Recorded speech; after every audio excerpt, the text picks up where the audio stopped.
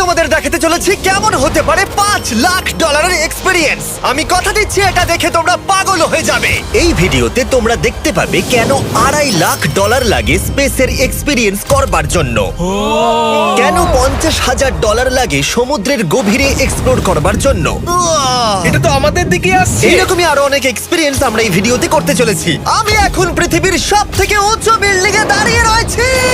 O my god! আর সবথেকে সস্তা এক্সপিরিয়েন্সও আমরা এখানে করব, একটা উটের পিঠে চেপে।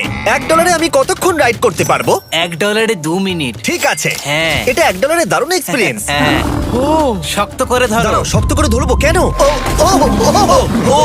মাই গড! আমি ইজিপ্টে উটে রাইড করতে চেয়েছিলাম, কিন্তু ওটা $1 অনেক বেশি, তাই আমি এখানে নিজেই পিরামিড লাগিয়ে দেবো। ও এই তো। এটা তো দারুণ। ভাই এতে তো বসে ওয়ার্কআউট হয়ে যাচ্ছে। আমি অনেক উপরে আকাশে রয়েছি মনে তাহলে হচ্ছে। আমার আর চ্যান্ডেলের অবস্থাটা বোঝো। বুঝেছি। ঠিক আছে, $1 মাত্র 2 মিনিট রাইড করা যেত, আর সেই সময় শেষ। এবার চলো ডিনার করা যাক আকাশে। $10,000 দিলে তোমাকে 3000 ফুট উপরে নিয়ে যাওয়া হবে, আর সেখানে একজন শেফ থাকবে যে হট এয়ার বেলুনের আগুনে রান্না করবে। তোমরা দেখো এই বেলুনের ছায়াটা ওই মাঠে দেখা যাচ্ছে। ও ভাই, আমি যতটা ভেবেছিলাম তার থেকে বেশি উঁচুতে আছি, মিথ্যে বলছি না। কিন্তু তোমরা প্রতিদিন 3000 ফুট উপরে ডিনার করতে পারবে না। এই Michelin star chef hot air বেলুনের ফ্লেম ব্যবহার করে আমরা এখানে যা যা খাবো সেই সমস্ত কিছুই রান্না করছে। Mister beast.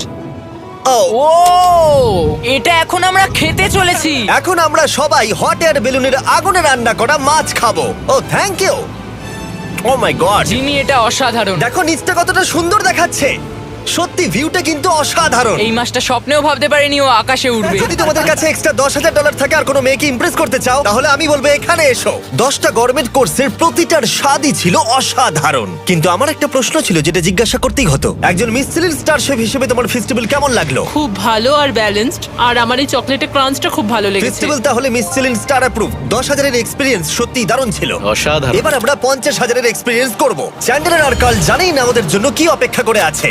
এই ইয়ারটা কেমন লাগলো? এটা দারুণ, খুব সুন্দর। সত্যি? হ্যাঁ। তোমাদের কি মনে হয় এটা 50,000 পার ডে হওয়া উচিত?